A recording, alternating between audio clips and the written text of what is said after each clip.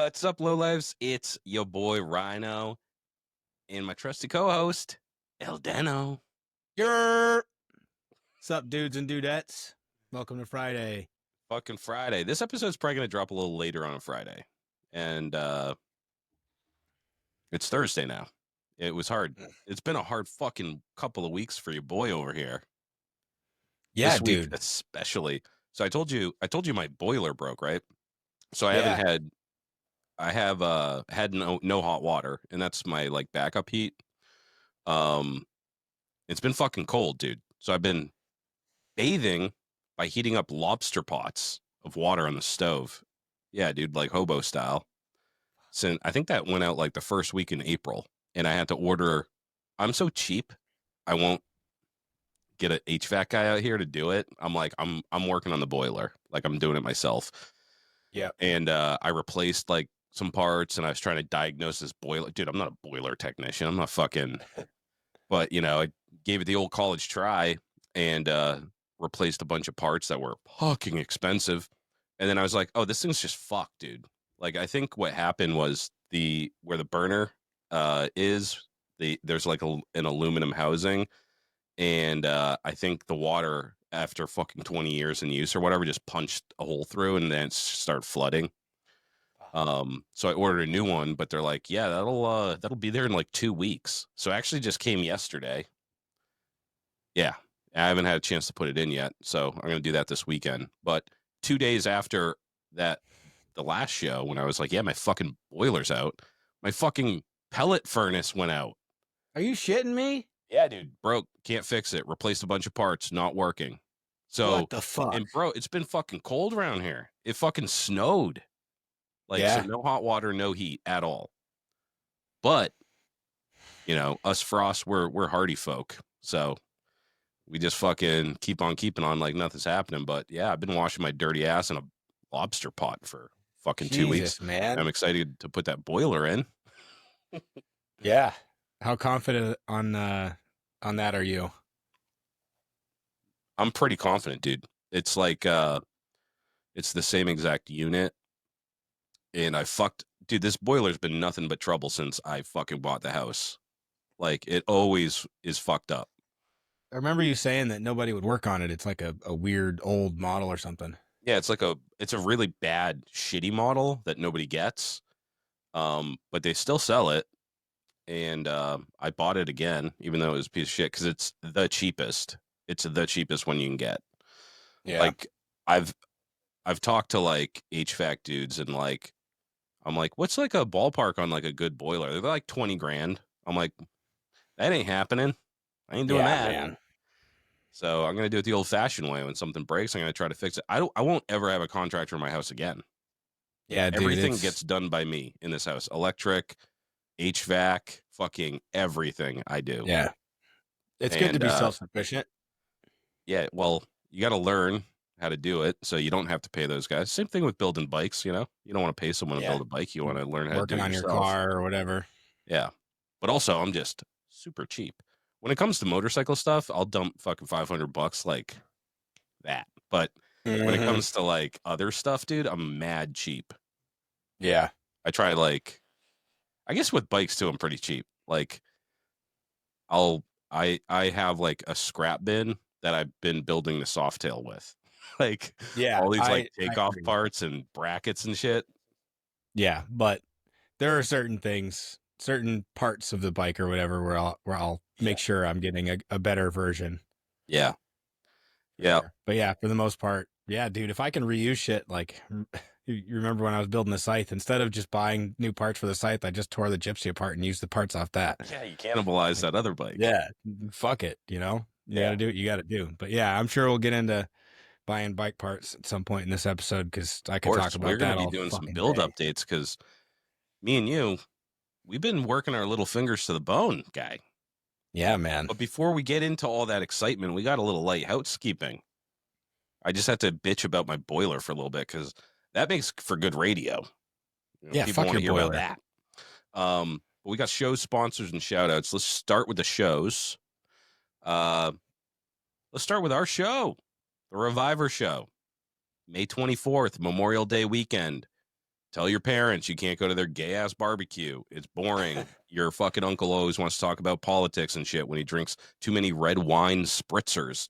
So you're going to be at the Reviver show Saturday, May 24th at noon. There's going to be food. There's going to be vendors. Actually, shout out Deadbeat. They just reached out. They're going to be there. Yep. We got a lot of good vendors. And we got a lot of good bikes. I still haven't reached out to everybody. A couple of guys like followed back up with me and were like, dude, what the fuck? And I was like, oh, yeah, you're in. So I will be getting that out to everybody, hopefully this weekend. Dude, I've been so fucking busy. But everybody better be there. And if you're not, it'll be the last New Hampshire show I ever put on. I ain't fucking doing all this fucking work for nothing. I want to see you motherfuckers out there. I want to see your smiling faces. I want a couple of smacks on the ass. Couple of attaboys. You know what I mean? Good game, coach. But first, before you go to our show, you got to go to the Lost Spot Chopper show. That's on May 3rd at 576 Primrose Street in Haverhill, Mass.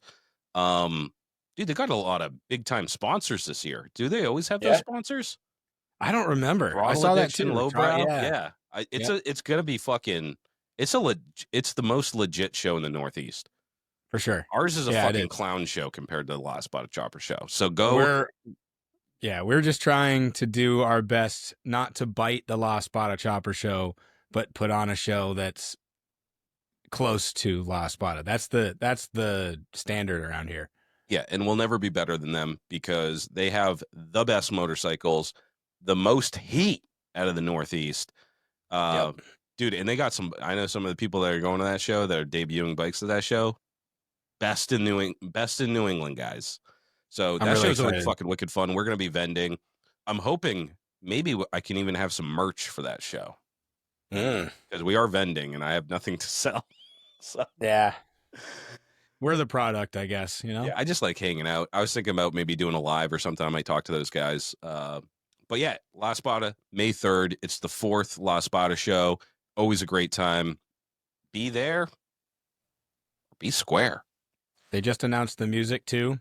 I saw that. Lenny Lashley's headlining the music portion, which is fucking awesome. So yeah, and the music starts. It's an all-day event. I mean, the show starts at noon, but the music starts at 4. I think they do awards and stuff at 4, then the music starts after the awards. Yeah. It's gonna be dope. So don't miss it, or you're a fucking idiot. Definitely worth the trip. For you guys in the Haverhill, if you're like a couple 100 miles from Haverhill, it's definitely worth the trip. And people come from much further away. Yeah, for sure. So it's not a local chopper show. It's big time, and apparently getting bigger. Party at the Penn East at Shawshank Prison. Me and your boy Danny gonna be there June 7th and 8th. We're taking our fucking sweet little tushes and we're gonna be balls deep in Ohio, dude. Shawshank? Yeah, buddy. What town is that in? Middleton or I don't remember. Something like that. Yeah. Yeah. But yeah, dude, there's a lot of motherfuckers coming from far away to go to that show. And if you're in the area or thinking about going to that show, go to that show. Come and hang out with us. That'll be fucking dope. Yeah. I don't think this is the furthest I'm traveling for a show. Me too. Ohio's pretty fucking far. What is it, 12 hours or something? Yeah, it's like 12 and a half from my house. Did you hear what they just announced today? Oh, yeah, dude. They're going international. Yeah, so I guess there's some representatives from a big show out in the UK that are coming out to both Party at the Penn East and West. Yeah, and they're gonna go around and pick a bunch of bikes that are at both shows. And they said that the shows that are, the bikes that are in the show, they're in the cells, and the yard pass bikes are eligible. Oh, and the yard pass bikes. Yeah. So step your shit up, bring it out. Yeah. That one's going to be fun. I'm really looking forward to that show. Yeah. How are you getting your bikes out there? A trailer, did you say?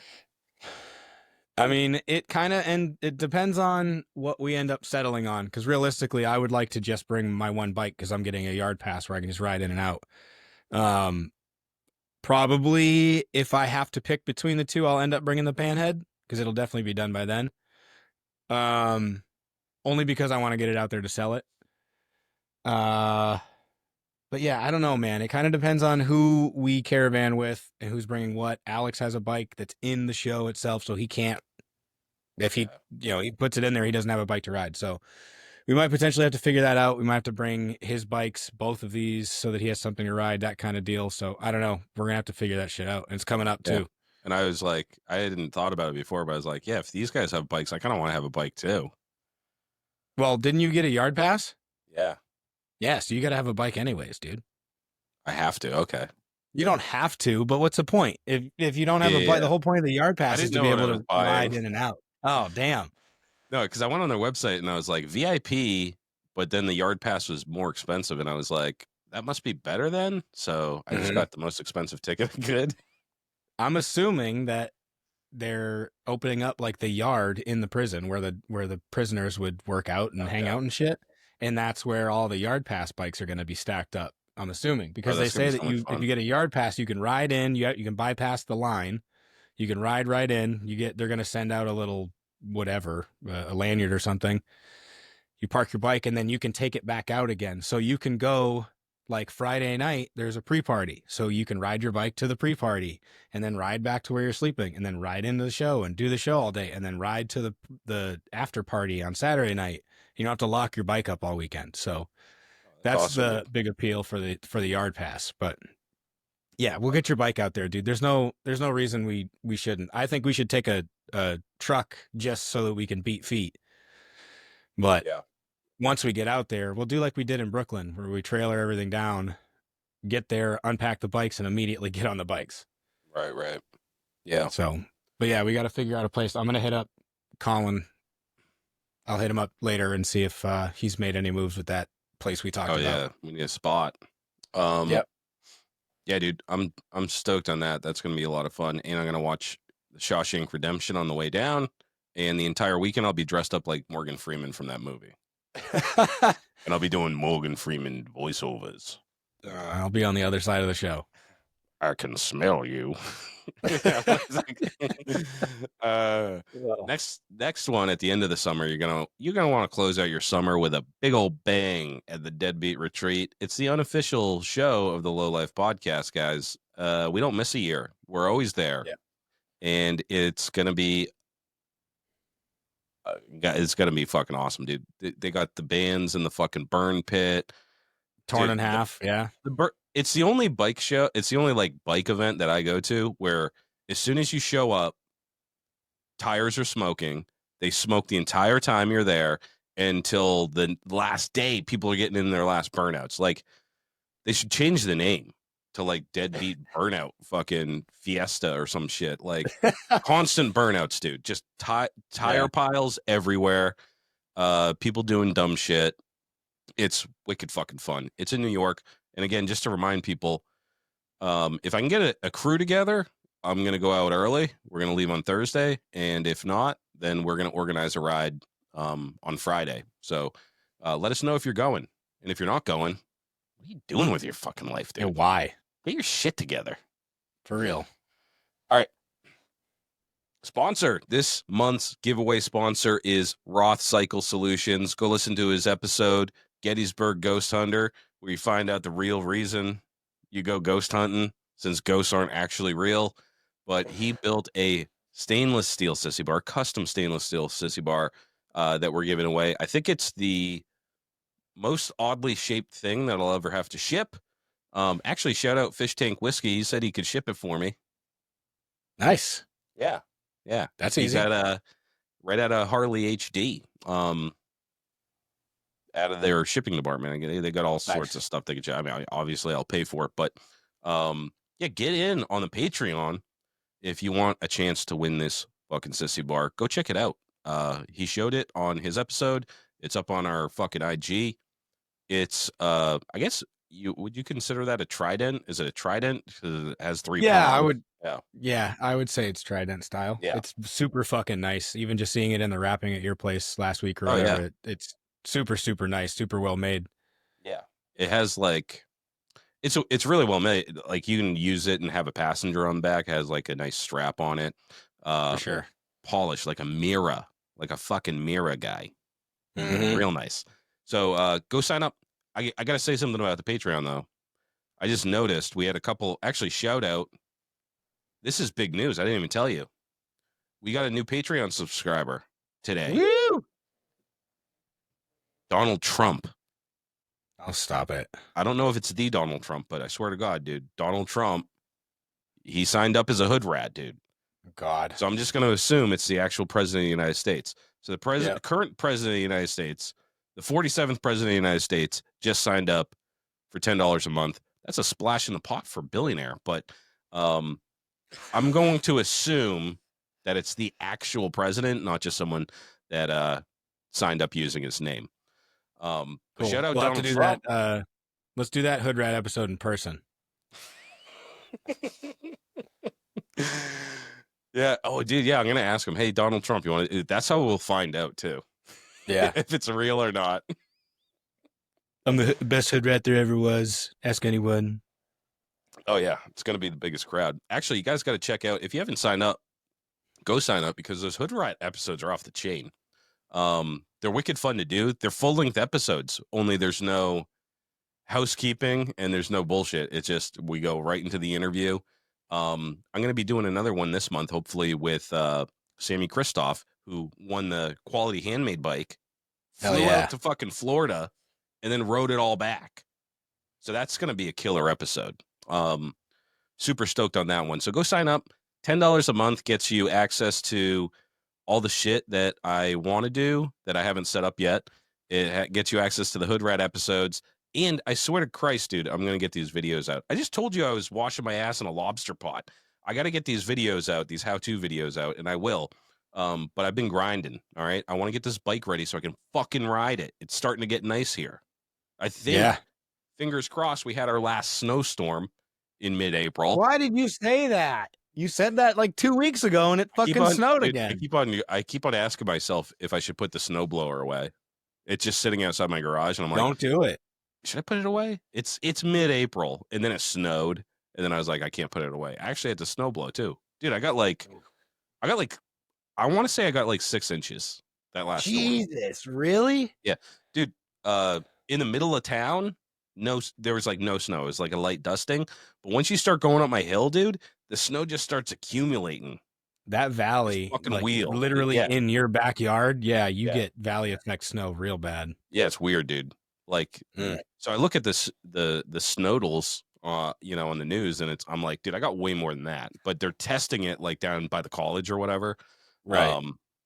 But yeah, I get way more snow up by my up on the hill. So, all right, shout outs. Do you have any shout outs?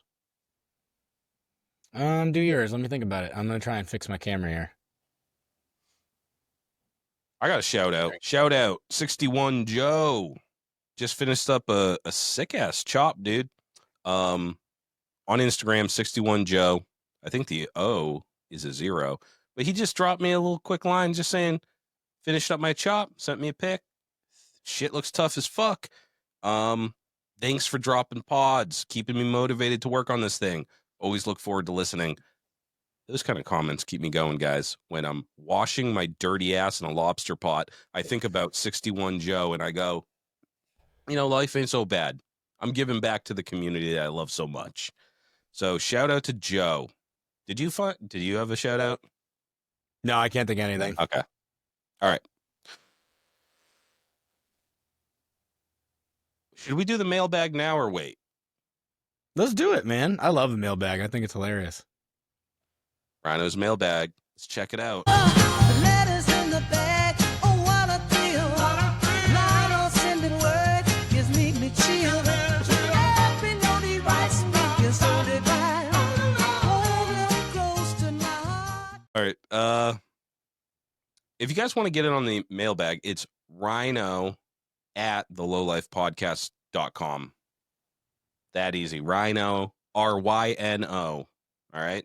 Spelt phonetically at thelowlifepodcast.com. Or just shoot us a message on IG, at the page, on the Lowlife page. And I'll consider that the mailbag, too.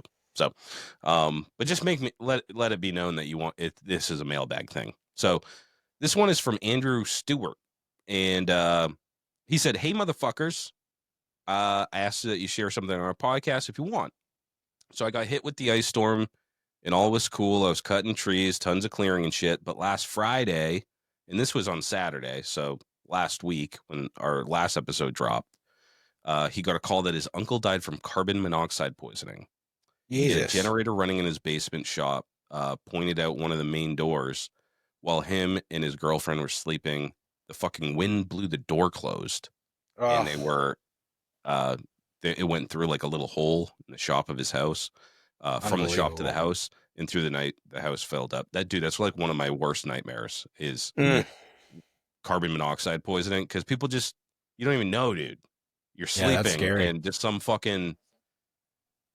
I mean, it must be a decent way to go though, because you die in your sleep, and it, you know, but it's odorless and it's really scary shit.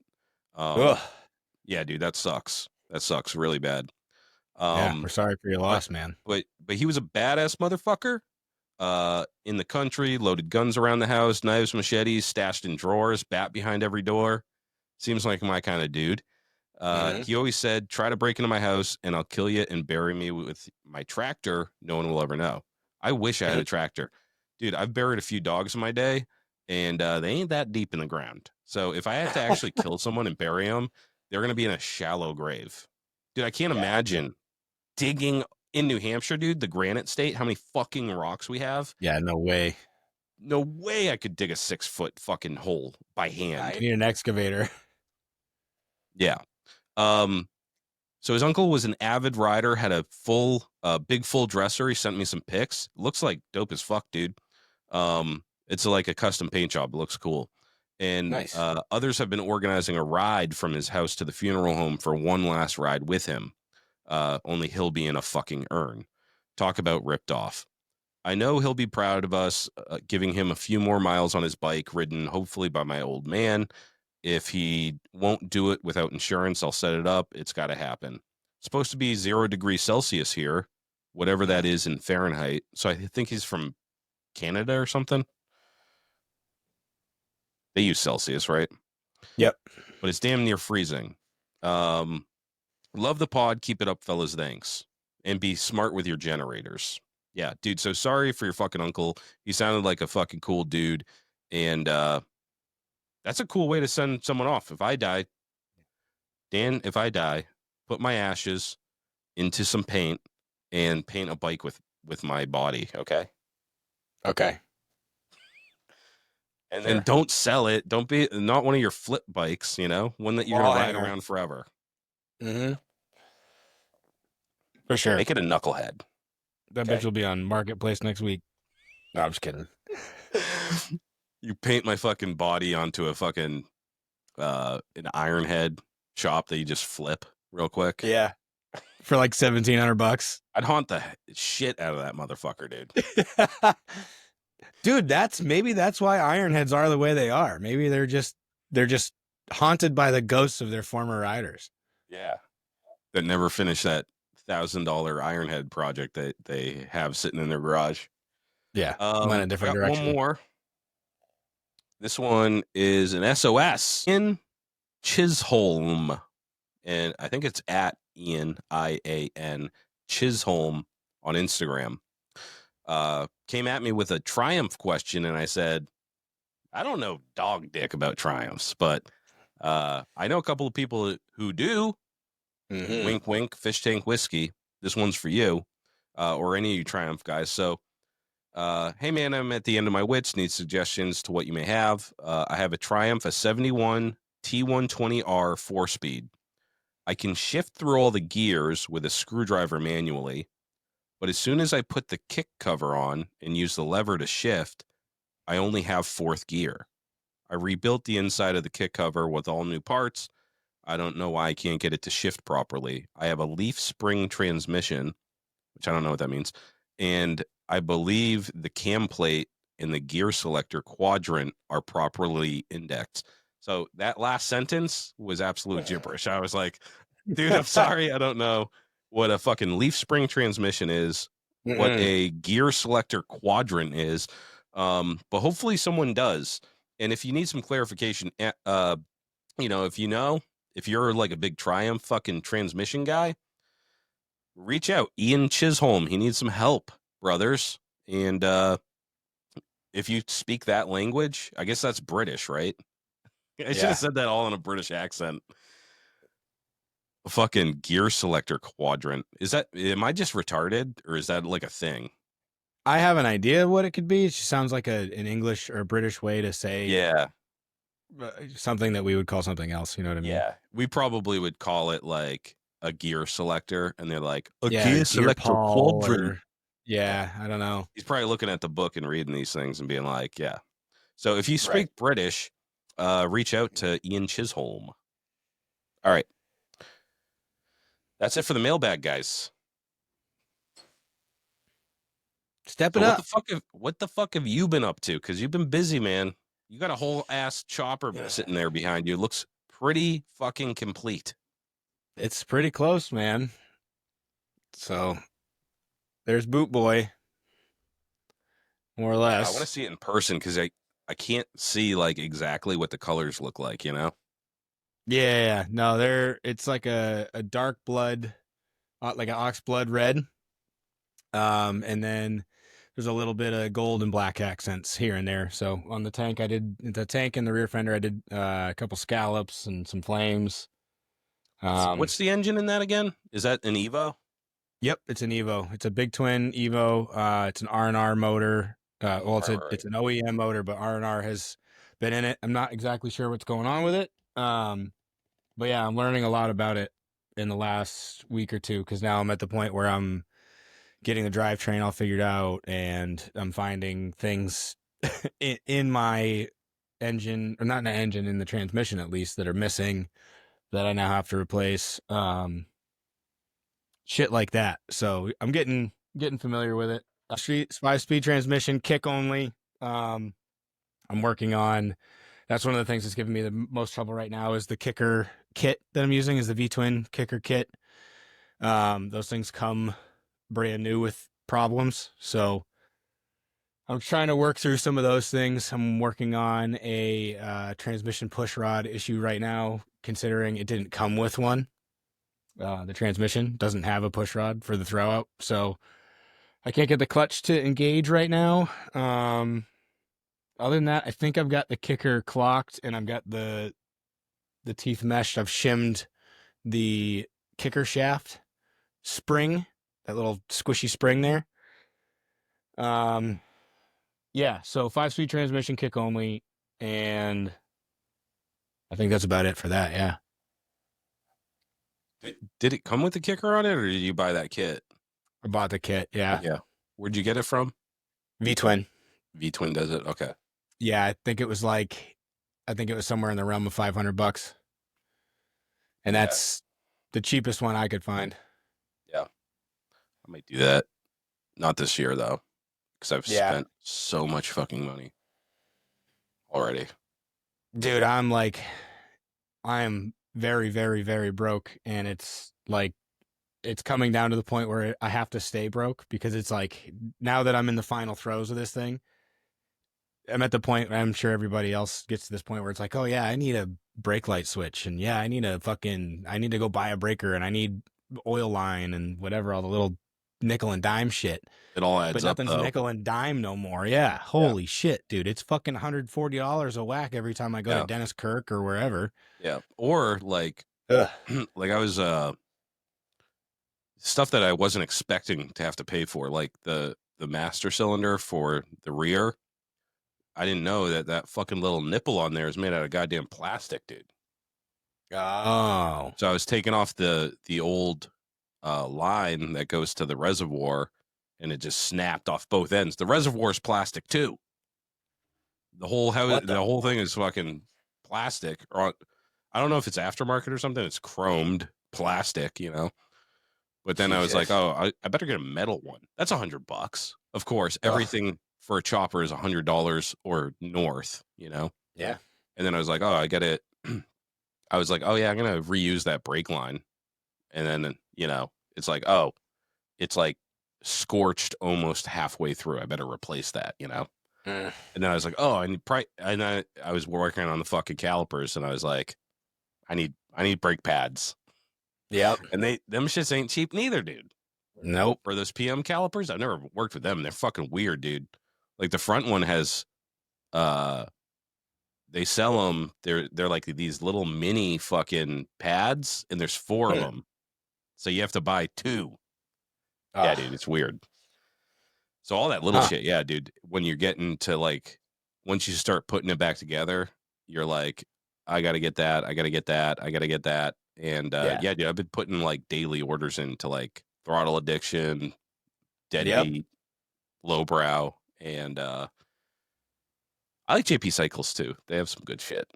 JP, Dennis Kirk. As far as like OEM shit, that's where I'm going. Dennis Kirk, Dennis Kirk and JP. Yeah, their shipping's pretty good. Be sponsoring the show. I buy a lot of stuff at JP Cycles. They actually have a really good search on their website, you know. Yeah. But and they're so massive. They have like everything. Anything you could want. I spent probably an hour and a half to 2 hours yesterday just going through JP Cycles and Dennis Kirk looking for the right push rod. They've got every fucking thing. So yeah, a lot of this stuff is that OEM kind of shit. I tried to keep everything as OEM as far as like foot controls and master cylinder and all that other shit. I tried to keep that as OEM as possible. I like it. I'm really excited about the forward controls now that it's like an assembly and I can sit on it and go, okay, this is where my feet are going to be and feel how the shifter is going to feel and all that stuff. I really like it. I think I'm eventually still going to do some sort of mids just for somewhere to rest. But realistically, it's an open primary, but I'm keeping it in the closed primary case.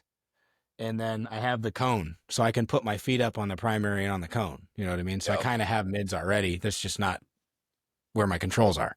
Right. So I'm pretty excited about that. This is genuinely the most comfortable motorcycle I've ever sat on, ever, including baggers and everything you invented else. a new thing, I think, with that backrest. I've never seen that before. You know how usually like you go to a show or whatever and sometimes there's like a sign or a sticker is like, if you value your life as much as I value this bike, don't touch it. I'm going to put one on this that says, please sit on this. Like seriously, sit the fuck down on this thing and feel what that feels like. Before you make old man jokes. Yeah. Before you make old back hurting jokes. Which, you know what? Hey, that's fine. Cause you know, that's kind of where the idea was bred. But yeah, I really do think like I don't know. It's kind of a double-edged sword for me because I am a stickler for geometry on a bike.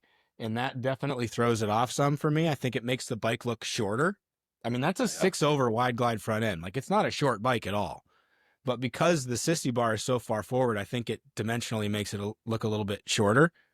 But I don't know. That could also just be because of the handlebar combo. But it's just, I haven't even ridden the fucking thing yet, man. And it's like, I don't want to get off of it. It's so comfortable. Yeah. Yeah, dude. I'm like, I don't know, man. It's like that purpose-built stuff really gets me. Like that's what I spend the most time on is like, you know, like when I was putting like the seat on or the P-pad or the sissy bar, like I know how important those things are to the comfort of the ride. And that for me is just as important. Like, I don't give a fuck if people think my bike looks cool. I really fucking don't. Like, hopefully they do. Right. But I'm the one riding it. You know what I mean? Exactly. And I've had the skinny little chopper seat and shit. I'm a big dude. I bought them out. And it hurts and it sucks and I'm old and my dick falls asleep. So I'd rather just be comfortable and enjoy riding all day. Dude, I love riding for all day, you know? I think the word comfort gets a weird stigma in our circles because when you hear comfort and choppers together, you think that kind of shit. But really what we should be talking about is like radio, windshield, like all that kind of shit that's like legitimately frivolous. You don't need it on your bike. That is the point of choppers. But as far as comfort, I mean, it's a hardtail. It's really not that bad anyways. Everybody always says, oh yeah, it's going to break your back, but it's really not that bad anyways. But if you plan on riding it all the time, why would you purposely, that's like only riding when it's raining. Like what the fuck is the point? You're not proving anything to anybody. Why not make it a little bit more comfortable so you can withstand riding on it and not lose feeling in your nuts 30 minutes later? My dick legitimately falls asleep, and that's not something I want to falling asleep. No, man, or your hands, my fucking hands and shit get all, like, my left hand gets all locked up. Like, oh, cool. And that's the other thing is, like, it's like, nice. Yeah, what do you, I don't know, man, like, yeah, you have to make it's about, you want to make it look as cool as possible, but also you want it to be as functional as possible. So, like, yeah, I'm not going to have fucking grip warmers and shit like that. But, you know, I don't mind having a reserve bottle of gasoline. That's like something I always like to build into, like, when I'm building a bike, I'm like, I need somewhere to put this, and I don't like strapping it to the sissy bar. I've lost a lot of those bottles that way, you know, if things are rattling or whatever. So they're not even creature comforts. In my opinion, they're kind of like necessities, you know? Yeah. But I think it's a cool design. It looks super comfortable. It is. Yeah. That's going to make a huge difference, dude. Having a backrest right there. Oh yeah, for sure. Yeah, being able, I don't know, anybody that's ridden with me has probably noticed I move around in my seat a lot because I just can't get comfortable. So I'll be sitting here with my back kind of back at one point, my arms kind of locked out, and then I'll literally sit forward because my back's fucking screaming and just trying to get comfortable. So with that, it's like, how do you fuck that up? It's got a 3-inch, 2-inch pad on the back, sprung seat. The handlebars are like right here in front of me. Yeah. So I don't know. I'm really excited about it. Dude, that's the back fucking, I'm so lucky I don't have like a bad back, because motherfuckers that have a bad back, dude, like, there's no fucking fixing that. You know, you have to kind of like live with this like terrible pain all the time, you know? Yeah. Yeah, it's not fun. You just got to be careful. You know what I mean? I've never had a sprung seat before this. And I've had at least 2 hardtail bikes, and it's not like I've ever gotten off after a long ride and been like, holy fuck, I can't walk the next day. Yep. It's not that bad, but why not make it better? You know? Yeah. A sprung seat does wonders, dude. I had one on my shovel. That's what I hear. Yeah. It makes a big difference. Like, that's the only reason I like even having rear suspension, is just for that little bit of cushion. But if you put springs on your seat, it makes a huge fucking difference. Yeah, I'm excited. I'm really excited to try springs or cushion, you know? And so the one that I made for the shovel head, I was able to make it pretty low profile because I didn't have to use as much cushioning because I had those springs. Right. I guess it was a butts seat pan. Okay. So it's like, it looks like a rigid, and you can barely see them, dude. I had like these 2-inch barrels underneath. Right. Actually, you couldn't see it because I had a fur seat. Oh, that's right. Yeah. I forgot the second that one was a fur seat, and I used that butt seat pan, which I believe I got at the La Spada swap. Oh, no shit. For a song, dude, because those things ain't cheap. And yeah, dude, it made a huge difference in the ride. It was awesome. Because when you have a bunch of fucking big poofy seat, that doesn't look good, you know? Yeah. Yeah, I don't like the TC Bros style King Queen seat. That ruins it for me. It's way too thick. I actually ran one of those on the Sportster, and it was really nice. It's really comfy, but it doesn't look right, you know? Yeah. But just a little too much hump. It is a good seat. Like, it's really comfortable. But again, it's like, it's super thick. So but so what else do you have? What do you have left to do on that?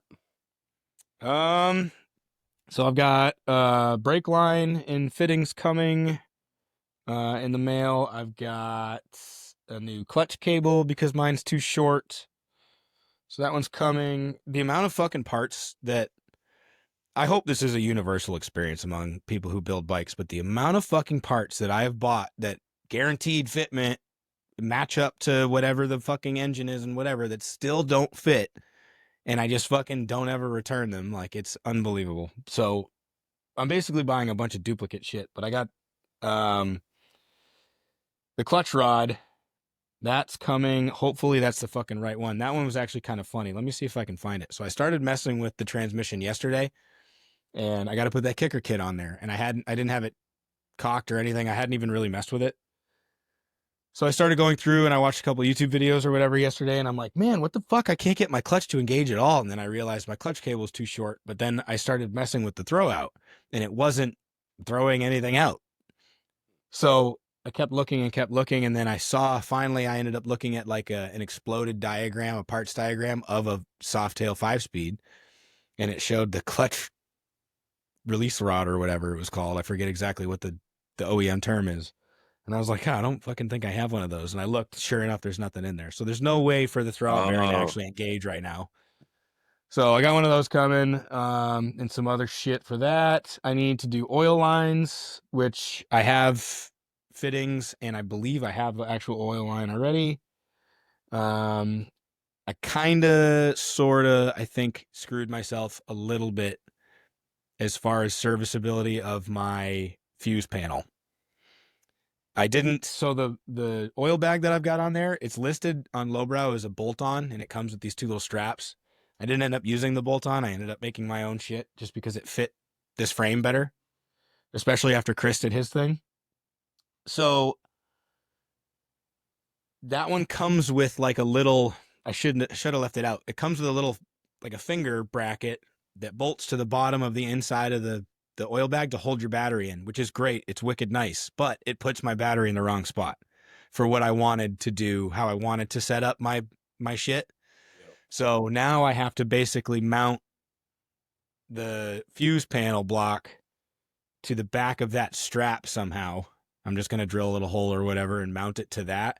And then to actually access my fuse panel on the road, I'm going to have to figure out some sort of quick detach or something. So maybe even Velcro. I've actually used Velcro, like the really strong adhesive Velcro tape on the scythe to hold in all my breakers and shit, and never once rattled loose. Yeah, that's a pretty good idea. Yeah, that shit works pretty good. So I might Velcro it on there and then leave enough strain relief in the wiring that if I need to, I can pop that fuse panel off the back of the oil bag. So basically it would be back in here, and I'd have to pop it out of there and pull it out in between this gap in between the rear fender and the oil bag. I don't know if you heard all that or not, but you got a little light there when you're. Yeah, sorry. Yeah. So I'd have to reach between that gap in between the fender and the oil bag to get. Okay. So it's not unserviceable, but it's not as easy as I want. Yeah, it's not as easy as I wanted it to be. So yeah, but either way, this thing's only going to have like 4 wires, so it is what it is. But I have also on order a pair or a set of points. Ignition. Are you doing points? I don't know that I'm doing points yet. I've been doing a lot of research on Evo paired with Kickstart and stuff like this. Where I'm kind of handicapped is I don't really know what's going on in that motor. I don't know if it's cammed. I don't know if it's a big bore. I don't know. You know what I mean? I just don't know. So I don't really know what I'm competing with. The ignition system that's in it is an Arc Power. I think it's Arc Power Technologies or Arc Power Ignition Solutions or something like that. It's a discontinued ignition. They don't make it anymore. It seems pretty snazzy. Right now it's set up for dual coil, but dual fire. So 1 plug per head, but 2 coil, right? Yeah, fuck, I should have flipped the bike. So what I'm trying to figure out is if that ignition system that's in there doesn't have any way for me to go in and program and set to 0 dead revs or whatever whatever I need to do, advance the timing on the fly so that I can kick that bike over if it's not set up for it. So I have the points just in case. The people that I've talked to that have a 5-speed or a 4-speed kicker on their Evo, every single one of them that I've talked to have blue points, blue streak points. Blue streak, yeah. Yeah. Every single one. And every single one of them have said it's a 1 to like in a bad day 3 kick bike. So it's one of those things where it's like, I'm gonna try it as it is. I've got a coil coming because obviously I have to knock it down to 1 coil if I'm only doing points. At least I think if you're out there and you know more than I do about this stuff, right now there's 2 Dynacoil 5 ohm coils set up to the Arc Power ignition. If I end up converting to points, it only has 1 wire coming out of the condenser. So I would either have to split that wire, which I imagine would generate a lot of impedance, whatever, to the dual coil. So I just got a coil anyways, just so if I need to, I can run a single coil. 3 ohm. 3 ohm? I think I did get a 3 ohm. I'm pretty sure I did get a 3. Yeah. Actually, and even still, I might even have one of those laying around anyways. So, but yeah, so that's where I'm at. I'm just kind of at this point, I don't want it to be, we're too far into April. I don't want it to be May 25th or April 25th and oh fuck, this ignition isn't going to work kick only. It's just not. Yeah. And then I have to trailer in a dead bike to La Espada or not bring my bike to La Espada because it doesn't run. Yeah. So I'm trying to head off any possibilities, which financially is fucking ruining me. But, but yeah, I mean, realistically, man, there's not a whole lot left. It's, I'm going to try and age the tins a little bit. Yeah, it's really just plumbing. Wiring, oil, fuel, and that's about it. So as far as this one is concerned, and then hopefully I can get that thing fired up and running. Ideally, it would be sweet to see that thing running by like Monday, Tuesday of next week. And then, oh, fuck. I mean, realistically, that's only a couple late nights away. I mean, I'm getting most, if not all of the parts I need. Oh, fuck. I had to order a speedometer plug, the little fucking delete unit for the transmission, and I ordered that from partsgiant.com. I think it was honestly the cheapest one, and I don't know when they're shipping. I always wonder about they always pop up, and I'm like, that sounds like shiesty as fuck, dude. I never order from them, but yeah, let me know if you get that. Yeah, if I don't get it, I don't know. I'm gonna have to I might just have to order another one just as a backup, but if that's the fucking thing that keeps me from starting this bike next week, I'm going to have a problem. So hopefully that thing's running next week, early next week. And then I just need Alex, or technically anybody who's roughly my height, to come over and sit on this panhead so that I can weld on the foot peg mounts. We're doing mid mounts. So I got to weld the prism mid mount bungs on the bottom. Dude, look at those fucking bars, dude. Yeah, dude. Oxford. Chris. They're fucking out there, bro. So beautiful, man. These are Oxford as well. Oh, you got them on both. Yes, sir. Yeah, as far as I'm concerned, as long as Chris is making handlebars, I'm running Chris's handlebars. Yeah, dude. I would have, but I have the Springer, and I really like the I guess I could have used one of those like top mount conversion things where you can do the 3.5 spacing. Yeah. But the Harley Springers, the risers are what like kind of keeps that top clamp down. So I wanted to run them. I usually don't like risers at all because I've had some I don't either. Slipping bar incidents and shit, you know. But yeah, I don't know if you do this, but I usually do a roll pin.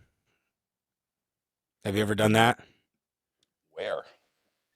So you do it once you get your bars set up where you want them, make sure they're where you want them, and then you try and find a relatively inconspicuous place. It doesn't have to go all the way through, but it's better if it does. Try and find an inconspicuous place and actually drill through the top of the riser, where the riser clamp, where it clamps around the bar, drill through the bar and then punch a roll pin through it. So the bars can't, they can, but it's because you're an accident. Yeah. If you're breaking those two things, you hit something real fucking hard. Yeah. So it's just a safety thing. I've heard of people, and I've tried to doing tin foil and shit underneath the riser clamps or whatever. And I've had 2 pair of riser bars fall in my lap. Yeah. So yeah, I'm probably gonna end up doing roll pins in this one because that shit scares the hell out of me. I don't know if there's any truth to this, but I've been told that if you cinch down the top bolts on the riser all the way first, instead of doing all 4 of them like equally, you do the top 2 all the way down snug, and then you do the bottom 2. They shouldn't move at all. I feel like I would want the bottom ones tighter than the top ones. I don't know. That's just I heard it from someone. Someone was telling me about it because I always have, integrated risers on my handlebars just because I fucking don't want to even worry about that. Especially when you get into when you have a lot of leverage on those bars, dude, and you're really ripping, dude, like And if you've ever experienced it, like riding a motorcycle and the bars just go down in your lap, terrifying. and you're like, fuck, you're kind of fucked, dude. It's like when you're less thing engaging to your think clutch and it's down by your hip and you're trying to fucking, that's scary trying to shit. steer it and it's just like stuck on your stomach. Yep. Yeah, but these ones seem to fucking really grip the bars really well, like for whatever reason. So, I use the space in between the riser clamps on each side. I use that as like a visual indicator that they're still tight. You know what I mean? I like to see that there's a space on either side because then I know it's evenly clamped. And I also Loctite the shit out of those bolts. And I usually do, if you've seen my bikes in person, I usually do torque lock or torque check, like a torque stripe paste on all like the critical fasteners and stuff, so that I can just look down and go, okay, that hasn't moved yet. You know what I mean? Oh, even on the riser ones. Okay. Yeah, I know it's an ugly little thing, but it's one of those things. I'd rather look down and know, okay, my axle hasn't shifted. Wiped out because your bars slipped. Yeah. I was going around a traffic circle, a rotary, and it was the Durham traffic circle. Me and this kid I used to work with, he was on his Dyna and I was on my Sportster. I had these little mini apes on it. And we were in the rotary, so we were leaning, we were going a pretty decent speed for this small rotary, and his belt snapped and he washed the bike out from underneath me, and I kind of like, I don't know, I guess I almost like grabbed the bars and pulled them back like I was reining in a horse, and the bars went boop and fell right in my lap as I was sitting in a 40-degree angle. So my left hand, my elbow essentially hit myself in the dick, and then the bar just straightened right up, and I went fucking right off into the fucking 8-inch little granite curb on the side there, and fucking flipped right over the bike, slid on my back for a while. Yeah. So it wasn't a high speed accident or anything like that. It's actually the only time I've ever like crashed on a bike. Thank God. But yeah. I don't like to fuck with that stuff. This is going to be the first set of handlebars that aren't integrated risers that I've run in a long time. And I just got, I got the solid riser bushings, cause you're running dog bones too, right? Do you have the solid riser bushings in there? Yeah. They're awesome. Does it make a big difference? Yeah. Okay. They're so much better. They're really cheap too. Yep. Yeah, they weren't bad. I got them for like $20 new, dude. Yep. Yeah, I got it does make a big difference. Like just when you grab the bars, they don't wiggle as fucking much. Dude, I don't know how much wiggle you're supposed to have on dog bone risers with the rubber bushings in them, but these are like too much. I'll demonstrate real quick. Yeah, I don't want it to move at all. Yeah, dude, look at that. Why? I don't want that happening when I'm cruising, dude. So, yeah, the solid ones, they're aluminum. You can polish them up so they look like chrome, like super easy. I think I got them on Throttle Addiction. I think they were like $20. That's where I got them, yeah. Yep. Good. That makes me feel better. Yeah, man. Fucking getting close. How's yours going? You started the paint, right? Yeah, I did the frame this week. Sick. How'd it go? Dude, I was like, when I got into this originally, I was like, yeah, I'm just going to like make this kind of cool soft tail chop. I don't want to get into a whole ass build because I wanted to build like, I have that Sportster I want to build too. Dude, this turned into a whole ass build, dude. Like, once you get into it, like the amount of fabrication on the frame, the amount of cleanup on everything, like it's a whole ass build, dude. You're not saving. I didn't save any money. I didn't save any time. And I started mad late too. I started mad late. Yeah. I don't think I even started this thing till like February or something, late February. And I've been fucking pushing myself every single day. I touch that bike every single day. Every single day. At least something. I'm giving it 60% some days, 110 others. But I'm touching it every day. I'm getting something done.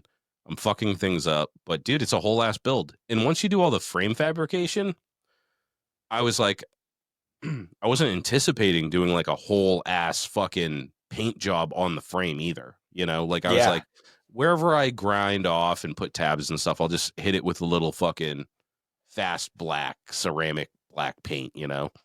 But then I was like, dude, the whole fucking thing was ground off, like the whole backbone, the plate, like all the fucking tap, like it was pretty fucking heavy frame modification. And once you put in all the you know, the upper and lower like fucking fender tabs and like the sissy bar and all the bullshit on the back and cut off all the fucking wire tabs and all this stuff, it looked like shit, dude.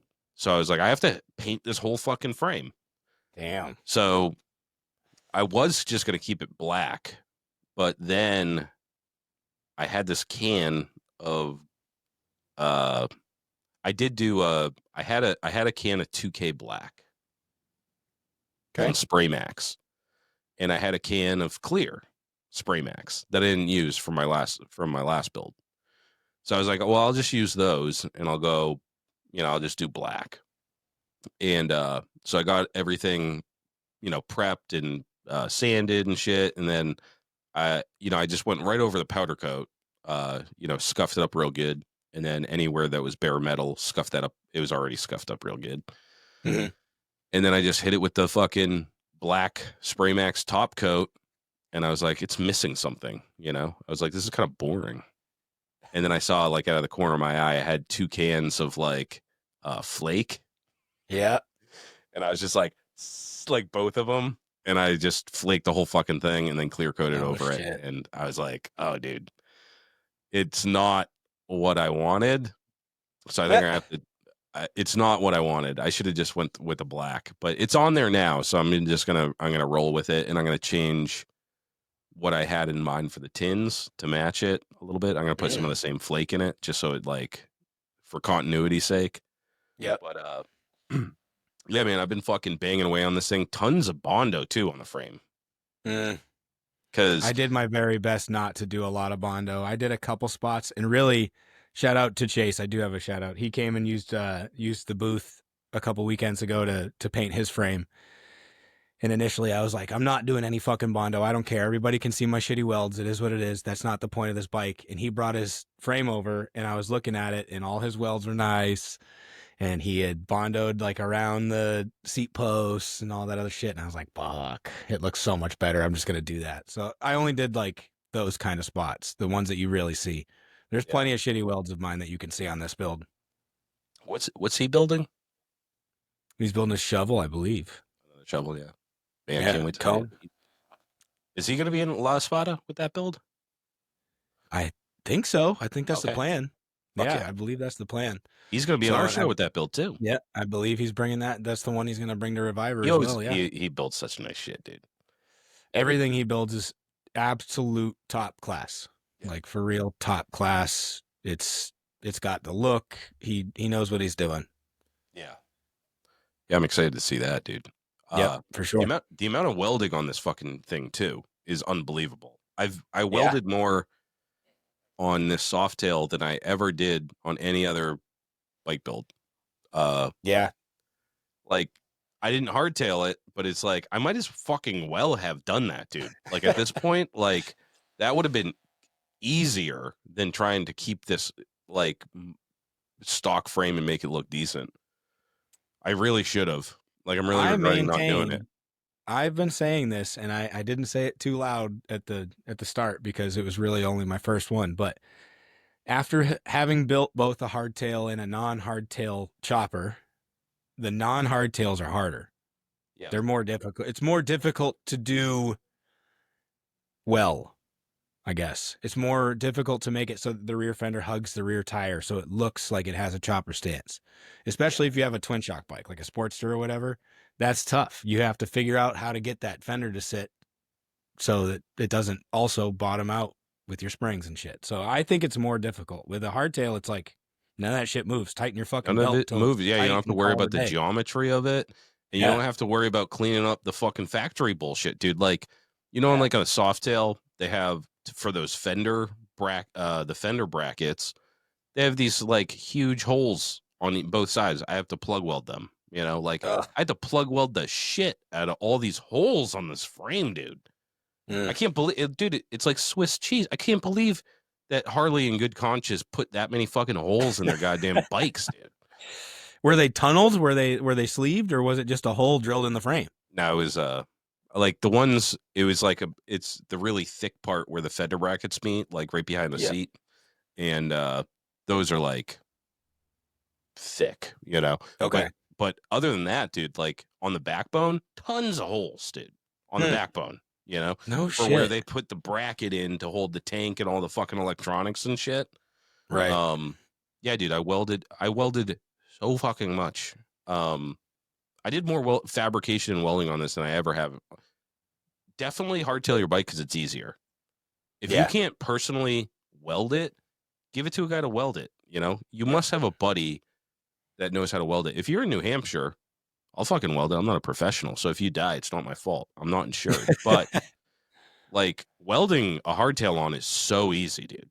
Yeah. I've done it so many times now. And it's one of the, like the hardtail kits are great now. Like it might have been hard back in the day, or if you're fabricating your own frame, I get that, you know, because there's lots of geometry that goes into it. But I should have just bought a frame, so then I wouldn't have to weld so goddamn much. Yeah. And then I'm trying to, you know, there's a lot of places where you have to reuse the old hardware. And the other thing that I'm spending a lot of time in is just like cleaning it up. Because like when I put it back on, once you get the frame like nicely painted and it looks like brandy new, you don't want to put old crusty shit back on your bike, you know? So every single bolt that I'm putting back in that was original, you know, I'm cleaning it up, I'm polishing it, and that's fucking grueling to do, you know? Yeah. Like all the hardware that's on the caliper, it's like you can't replace it, you know, because it's not something you can get at a fucking hardware store. It's not like a 1/4-inch bolt or something, you know? Right. It's part of that piece. So I'm taking everything apart and putting it back together completely as clean as I can get it.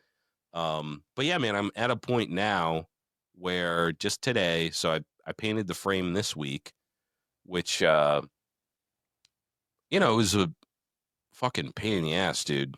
Getting it prepped and, you know, especially because I only had 2 cans. I had 1 can of the black top coat, and I'm like, this has to cover everything.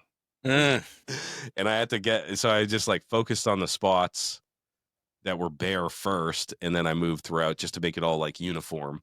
Right.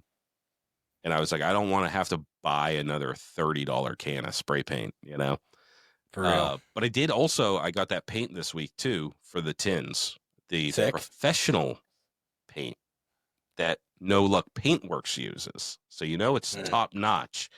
No. And I'm probably going to have some questions, but I'm hoping I got all the Bondo work done on the tank and the fender.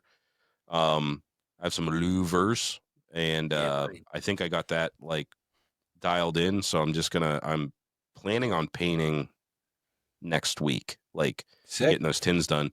But right now, as it sits, I have the Springer, all the fabrication on that's done. So I had to remove some things and add some bungs, and I cleaned it all out. And again, all the hardware to put that Springer together, I took it all out and I cleaned it up and polished it and put it back in. All the neck bearings. I did the neck bearings, all the wheel bearings, all that stuff's all brand new. And I put it back together. So right now, as it sits, I got the wheels on, I got the handlebars on, the risers and all that shit, and the everything's polished up and the engine's in and it's plumbed. I did the hoses. I just did the rubber hoses. I called you the other day about those fucking if anybody knows how to get those stainless steel, I have those. I have an awesome, dude. I have like 10 feet of the stainless steel hose that I got in like a lot of parts that I bought. But I can't get the fucking clamp to get over it. It's the size of the plastic. So I don't know if there's like a special compression tool or something, but if you know how to get these I would like to use the stainless line because it's brand new. It looks nice. But I already had from the last build, just like tons of just the black. I think it looks pretty good. So I might use that anyways, but I would like to know how you get the stainless outer coating. How do you get that into the fitting? I'm pretty sure Lobra has a video on their brake line, and I'm pretty sure Todd does it, and I might be confusing it, but I'm pretty sure they've got one. And then I remember sitting in here 2 years ago doing the scythe, and like I couldn't get. I was trying to do the make your own DIY stainless steel brake lines, and I couldn't get it to crimp right. I finally got it to. I got the plastic tube to seat inside the fitting, and then once it was all together, I put it together. I pumped the brakes like, I don't know, 10 times, and the fucking thing popped off. It just wouldn't clamp. So this time what I'm doing, and I will probably continue doing, last time I went to Omni and had them make me a brake line. But this time I'm just using, they make all various different lengths of black or stainless or whatever hose that have JIC female fittings on either end. And then you get the banjo fitting that has the male Goodrich JIC lines on the other end. Huh? Are they Goodrich? I'm not sure the brand. It doesn't sound familiar. I want to say I got the brake line off Throttle Addiction or whatever, one of those. But this one, I'm getting an 18-inch brake line, 2 30-degree banjo fittings, and they're both size 6 JIC. So fucking plug that in, done deal. That's your brake line. JIC, I use JIC for hydraulic fittings on things that are 3, 4, 5. JIC, is that like so the banjo is kind of like a male, and then the hose is like a female that you clamp on. It's like in JIC. The JIC is just the style of fitting. It's the one that has like the nipple, and then the male is the rounded nipple, and the female has the cup that the rounded nipple clamps into. Yeah, I'm using the same or NPT or whatever. I actually just ordered all of the brake lines this week. They just came in like yesterday. I got them. I think I got them off Lowbrow or Throttle Addiction, but Goodrich, I've always used them. And you just buy banjo bolt. You do a straight 90, 32 degrees or whatever the fuck they have, and then you buy whatever length you need of hose. They work really well, and you don't really need to over tighten them. Like it just once it's snug, it's snug. And I fucked up though because on my front brake. I was just, I order parts like when I'm at my house, like chilling out, like late at night, and I'm like, okay, I need this. Mm-hmm. And I'm like, I don't want to go to the garage and like measure it. I'm like, I'm probably going to need like 9 inches or whatever. And then I fucking order it. It costs fucking $20 and I get it. And dude, it's like this long. I'm like, what the fuck, dude? I need way bigger. So I had to reorder those. But yeah, I had to do both brake lines. The front one, I have the little whip. I got like I think an 11-inch from the caliper to the master, and then I just measured what they had stock for. I had to get 2 different ones though because I have the inline brake switch. But Goodrich, they work really well. I think Magnum is the other company that makes them. Magnum, I think, is the one that I got. That sounds familiar. And there's 2 different kinds. So they have the ones like with the fittings, like you're saying, Magnum, and I haven't used this, but I really want to. You make your own brake lines, cut to any length. So they give you the hose, and you can cut it, and then the brake line fitting like screws into the inside of the hose. Don't use those. No, those are no good. Don't use those. Especially on a chopper. If you only have one brake, I highly do not recommend you use those. Okay. It's your brake. I always thought it was kind of sketchy.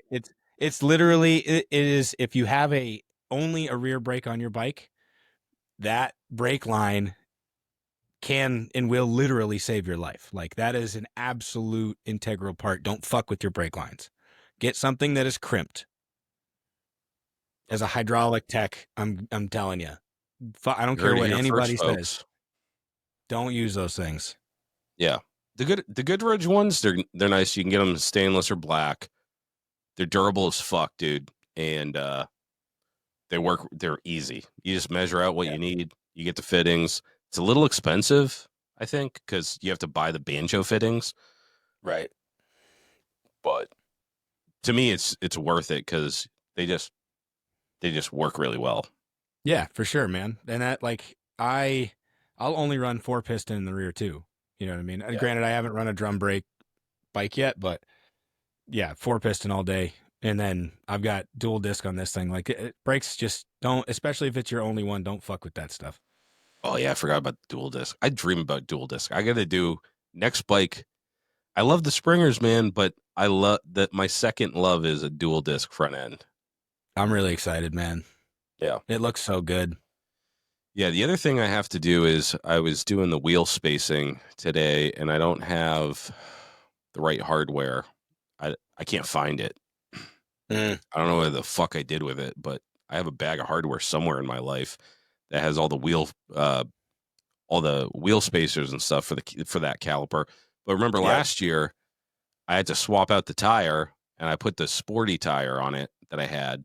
So I did all new wheel spacing and shit, and then I put all the other stuff in a bag somewhere, and I was like, yeah, well, when I do the other bill, I'm gonna fucking put this shit back on, and disappear. I got so much trash, dude. I got so much shit. I have so many parts. I can't find anything. So I looked for a good while today, and like, where is all that hardware that I needed? Yeah, man. Cannot find it. That's the worst. That has to be the most difficult and frustrating part of a build.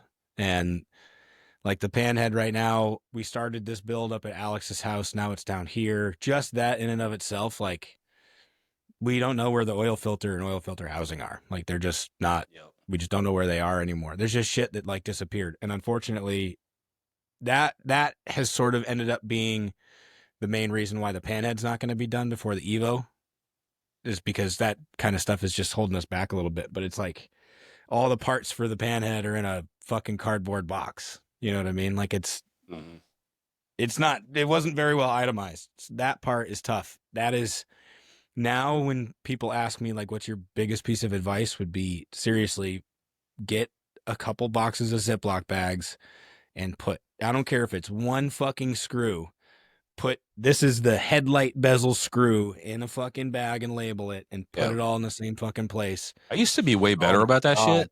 Like when I first started, because I was so much more nervous, you know? So I'd have the Ziploc bags and I'd label them, and I was really good with that shit. And it was really helpful. You know, like I'd take it apart and I'd be like, this is the wheel spacers and this with this caliper. I keep it all together. Now I'm just reckless, dude. Now I just take shit apart and I'm like, I'll figure it out later. You know, I'm rushing through everything. Yep. I've built enough of these. I'll know what these parts are. I'll know which ones go where. Yeah. Yeah. And the other thing is you run out of space, dude. Like when you really get into working on shit, dude, I got you have parts coming in. I'm just ripping them out of the bag, ripping them out of the boxes on the floor, bags, packing materials all over the place. You know, I just rip it out of the bag, I put it on. I'm like, oh, fuck, that didn't work. You know, chuck it. And, dude, my entire garage is in disarray. You know, it's just, I can't find anything, even stuff that I've been working on. And then dude, I'm just like going around and working. And my entire lift is just filled with tools and trash and tape and fucking whatever the fuck I was using, you know? And then I was like, dude, I can't even find like that piece that I just took off. Oh, I know that struggle, man. Same fucking every once in a here. while you have to pump the brakes and be like, I gotta clean, you know? Yeah. And then you start finding those parts. You're like, oh, that's where that fucking lock washer was that I needed, you know? Like, dude, the cleaning is what fucks me up. Like just today, for example, I cleaned up a good bit before Chase came, just so he wasn't trudging through all my shit. And then I cleaned up again yesterday just because we were going to record or whatever. I wanted it to look somewhat presentable in here. But then today I come in here, I get home from work, and I'm working on Eric's tins. I'm working on his tank. And I had to touch up some of the pearl, some of the spots in there, and just kind of clean it up. And forgot where I was going. I do that every fucking time.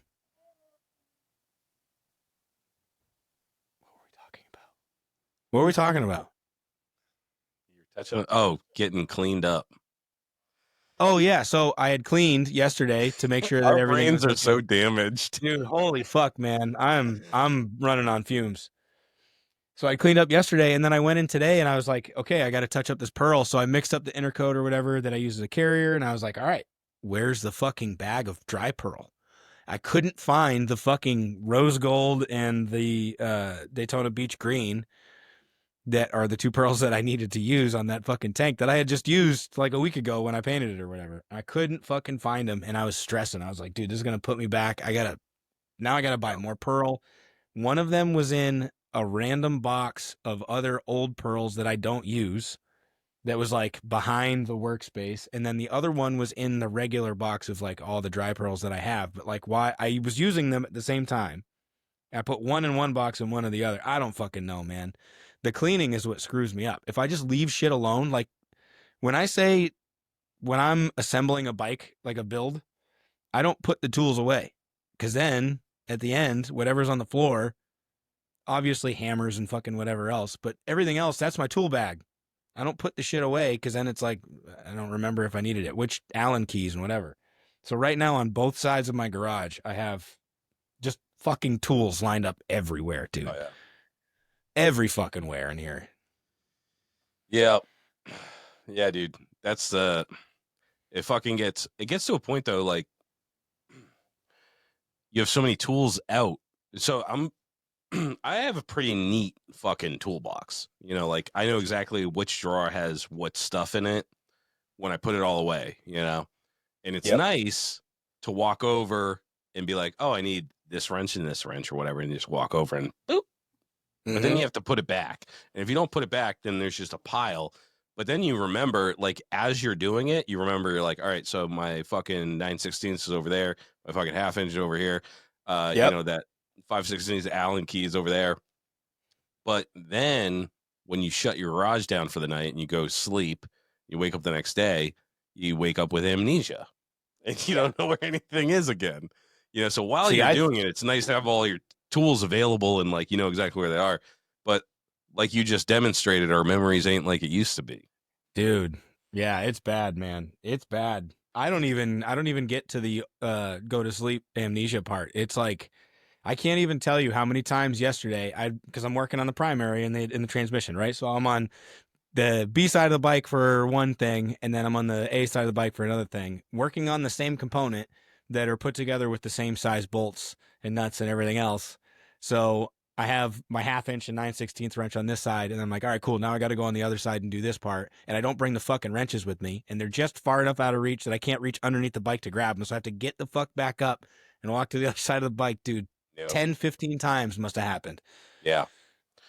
Dude, the other thing I got to mention is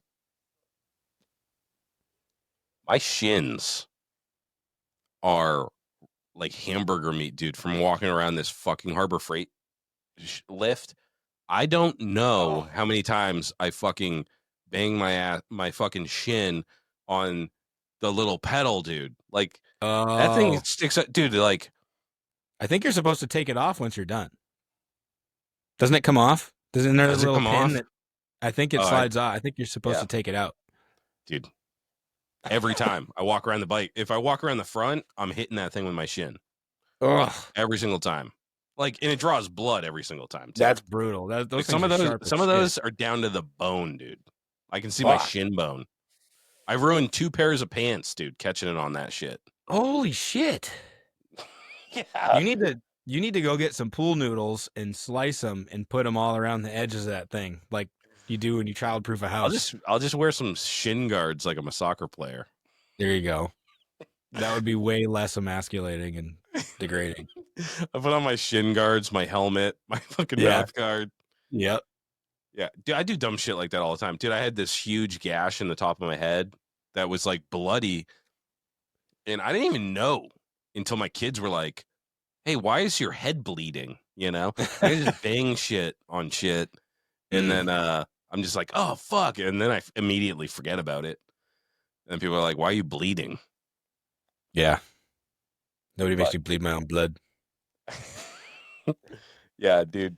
I wish I got a hardtail for this fucking thing. I've been busting my ass to try to get it done. And I'm at that point now where I'm putting it back together, and now things require a lot more finesse. You know, like before when you're mocking things up, you're like, I don't care. You don't need to get the tire spacing perfect, you know? Right. Because you're just mocking it up. But now I'm at the point where I'm like, this has to be perfect. So I did the rear wheel today, and I think that's pretty perfect. But the front wheel's fucked, and I don't have the hardware I need, and I need to like fucking figure that out. But I think that lowbrow, deadbeat, throttle addiction, JP, I think they're going to get a lot more of my business in the coming weeks, and I'm probably going to pay for expedited shipping just to get it out of here. But the other Get thing out of it. was the fucking clutch cable. I can't remember for the life of me. All right, so you know the clutch perches that they're super cheap, they're aluminum. And I've done this before, but it's like I can't remember, dude. So if anybody out there can remember, you get those clutch perches and they're for the old style, like ball or whatever, right? Yeah, so you have that little barrel in there and you twist it around. But my clutch cable is the new hoop style.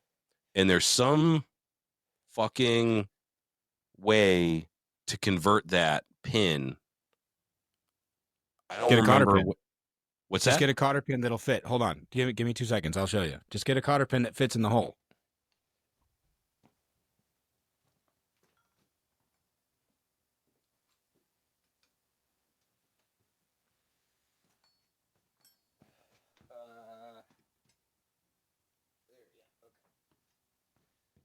So you're referencing it's this style, the little ball, right? Yeah, and you don't. But there's a way to do it with the C-clip pin. You're just using a cotter pin. Oh, okay. Yeah. I'm just using a cotter pin. So all I did was so that'll work. To drill out. Yeah, I had to drill out the head of the clutch cable, the round end of the clutch cable, and then to 1/2 inch or whatever. And this drops right in. It's got a hole. I actually pulled this off an old set. So is that I swear to God, there was a way to do it with the C-clip though. There was because I forget what the length is. I think it's like 7/8 or something. Mm. Yeah, but I mean, I'm sure nobody carries those C-clips. What are those pins called with the C-clips? Are they like retaining? I guess retaining C-clip pins. This clutch perch that I got, they're actually shitty little plastic. Yeah, I don't know what those weird little retaining clips. All they do is center this pin. They don't actually keep the pin in there. It's the cable that keeps the pin in. But that's the other place that I fucked up. So like on the brake side, the brake cable that I had works with that barrel. So I have to use something different on the clutch side to use the ring style. But I tried to make my own end. On your clutch? Yeah, on the clutch. So I have a bunch of old clutch cables, and I just cut off the ring, and then I made a bird caging tool. Oh, yep. But it didn't work. I couldn't get it to work right. So I don't know if you have any tips on making your own ends. Let me know, because I fucking I don't want they sell a bird caging tool and it's $200. So I made one out of angle iron, but when I put the solder in, it solders those two pieces together. Mm. You know what I mean? Yeah, because the solder gets in between. I mean, it's liquid, so it just gets in between those two. Yeah. So I'm like, well, how do you? And I've tried it. Some people use wood, right? So you just like drill it into the wood and then you put the solder in there. Right. I don't know if I'm not using the right solder or something. Don't anybody tell me to TIG weld it. Okay? Because I tried that and the fucking wire evaporates. By the time you get the heat hot enough to melt metal, that wire is disappeared. Okay? Unless you're like an expert TIG welder that does like TIG welding for like medical devices or something. Like, I'm not at that level. There's no way that I can solder the end, TIG weld the end on. But there's apparently it's a clutch cable too, so I want it to be pretty fucking durable. You know, like it would be different if it was like a throttle cable or something that's not under as much force. But I heavily use clutch cable. If you know how to do the ends, like, reach out, because I'd love to. I don't want to have two different styles. You know what I mean?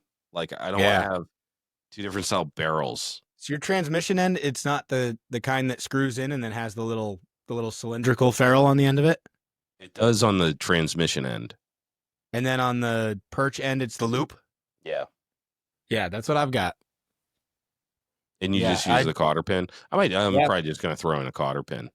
Yeah, as long as the hole is the same size, which these two were the same. This is what came in it, and this is what I ended up running. This one's actually, the cotter pin's actually a little bit bigger, but the cotter pin fits in there fucking I'm just going to do that because I'm done fucking with it. But I was trying to find because I think it's a little bit neater with the C clip on it, you know. Oh, really? I hate cotter pins. Yeah, they're a pain in the ass to take out. Yeah, I don't know. I like them because they're like, I like the torque stripe shit. I like to see a cotter pin and go, okay, there's a clevis, and I keep calling it a cotter pin. This is a clevis pin, by the way, not a cotter pin. Sorry. Oh yeah, clevis pin, but it uses a cotter pin with a cotter pin through the hole, right? So I like seeing it and going, okay, there's a cotter pin in there. It's got the little octopus legs around it. We're good. It's tight. Fucking, it's a visual, visual cheap insurance kind of deal. You know what I mean? In fact, now that I think about it, C clips kind of suck ass. Yeah, C clips suck ass. They're hard to take on and off. Yeah, they fly around the garage. They're hard to pick up off this concrete. Mm-hmm. So I think you just sold me on the cotter pin, clevis pin with a cotter pin, 2 pins. Yeah. There you go. 2-pin solution. Yep. I mean, that's what's holding my brake assembly on, all my linkages and shit. So the shift linkage is all Heim joints, but still. Yeah, it really stuck in my craw though, because someone told me what that hack was to buy the cheap, cool looking, levers with the C clip, and it was like a super simple change. But I can't find. They don't have those at like hardware stores and shit with the C clip. Right. Yeah. Around me, anyways. You might be able to get those right at Harley. Yeah, probably.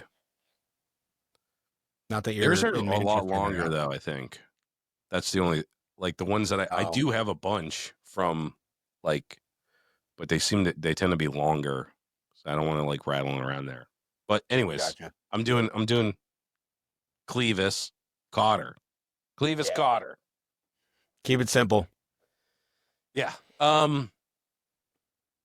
Dude, we're at an hour and a half. What do we got? You got anything else?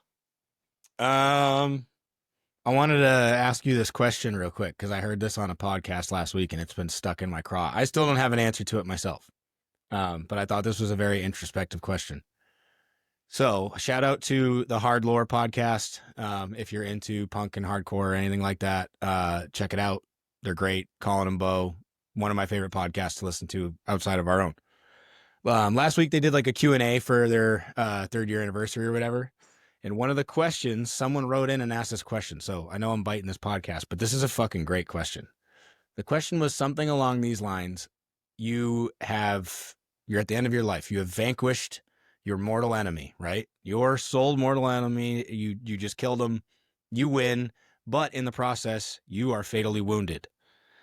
What song is playing as you slowly die and just bleed out? Isn't that a crazy question? That's a pretty good one. There's so many different ways. I don't know, maybe just because I'm a music nerd, but I feel like there's so many different ways to think about that question. You know what I mean? Because you could think of it like, what's my favorite song? What's the one song that I really want to listen to the last time right before I die? You know what I mean? My favorite song. Actually be... Or... What? Let me see. I actually have a playlist on Spotify called Sad Bastard Music. Okay. And I think it would definitely be something on here because these, I got a playlist for when I'm feeling like a sad bastard. And you're you know what I mean? And you just want to be even more sad. Mm-hmm. You lean into the sadness. So I know it's going to be something on this playlist because I don't want it to be like an upbeat song. I want it to be sad. Really? Yeah, I don't want happy. I'm dying. I don't want happy. I'm not going to throw on Michael Jackson, but I don't know. I feel like I want something that's more, I don't know, triumphant. The more I've thought about it, I don't want I could just say, yeah, play my favorite hardcore song. But I don't want a hardcore song playing as I'm bleeding out in the snow, fucking, the last inkling of life is drained from my body. I don't know, man. I think it'd probably be No Quarter from Led Zeppelin is the one that I keep going back to. If you don't know that song. No Quarter for Led Zeppelin. How does it go? No Quarter. It's slow. It's kind of droney. It picks up. But it's I don't know. Give that a shot. There's a couple too, Nucleus from Witchcraft would be a good one. I don't know. I feel like the slow, doomy kind of shit would be fitting in that moment, where it's not happy. You're not like, you're not reminiscing or whatever. It's just like, all right, I vanquished my enemy and I survived, or, I won that conflict and now I get to sit here and go out like a man. I think something like that fits better. You know what I mean? I don't want to listen to that. What's that? Somewhere Over the Rainbow with the Hawaiian dude. Amazing song. But that's not what I want playing as I'm fucking dying. I think, All right, so I think I know what it is. Okay. Because I listen to this song. I listen to this song when I'm like super sad or I think I'm going to die. Like, this is the song I listen to when I'm taking off in an airplane. Because I swear to God, I downloaded Sad Bastard music and I play a choice few songs off of this playlist. But this is the one. It's a really great song, and it would be a good song. It's kind of one of those songs that's like it keeps you down here and then it peaks and you're like, yeah, and then it goes right back down. But this is what I would die to. It's called Farewell Transmission by Ohio. Okay, I don't know that one. I'm gonna write it down. I'll send it to you. Okay, yeah, there you go. Yeah, just text it to me. I'll give it a shot. It's pretty sad. I actually want this at my funeral. Yeah. Yeah. I'd play it right now, but it would get us booted off every platform, probably. Yeah, exactly. But it's fucking awesome, dude. It's really a cool, long, creepy song. Yeah, that's kind of exactly what I'm going songs. for. Yeah, exactly. In that moment, I want a 7-8 minute long song that's slow and droney, and there's some cool parts in it that, you know what I mean? I don't know. That's what I would go for, I think. Yeah. Yeah, dude. Farewell Transmission is fucking awesome. It's one of those songs, like I said, it's just when I'm super sad. What was the thing that you sent me today? Oh God, Drake. What do you say? Drink a couple IPAs, get real sad, go home. Yeah, dude. And you will hear me say drink that. A couple IPAs, get real sad, go home. Yeah, that's what being an alcoholic's all about. Is you just get real drunk, get sad, go home. Get real sad, go home. This is that song. This for me is that song that when you go home alone and you had a couple IPAs and you're big sad, you play Farewell Transmission. Or if you're taking off in a plane and you're afraid of heights and you think you're going to die every time. And of course, I pregame hard when I go on an airplane. So I'm like, that motherfucker's not real. And then I play this song and I get big sad. And then I'm like, I don't care if I die right now. I'm so emo. Yeah, dude, that's more or less what I'm thinking about. But I don't know. Yeah, sorry, I didn't want to I hope that didn't bring down anybody's day or whatever. Hey, I just thought that was send me that song that you were talking about too, because I don't. Okay. It doesn't sound familiar. I don't know song titles though. That's the other thing is. I'm real bad with that too. Yeah, like growing up, all my music was burnt off of LimeWire. Right. So I didn't have like the CD jacket with all the lyrics and all that shit. Like I just had a mix from, Steve, and then it was I fell in love with these songs and I don't know what they're called, Yeah, I'm like, they're called track 6 on this one CD. Or whatever stands out in the song. I'm like, oh yeah, that track is like Stick 'em, Yeah. You don't know what it's actually called something else, but the good old days. Yeah, that's a good question. I like that. I miss the would you rather, the ending questions. We need something like that won't get us kicked off the internet completely. True. Yeah, for sure. So we should do a final question. Yeah, I thought something like that. I was actually thinking about that. I know you're obviously not a big music guy, but I was thinking we could do something even every once in a while where we talk about what we've been listening to lately. You know what I mean? I know you do a lot more podcasts. I do a lot more music, but I do some podcasts too. But I am a big music guy. Here's the weird thing is I'm not a live music guy. That is weird to me. Yeah. I love music. I listen to music.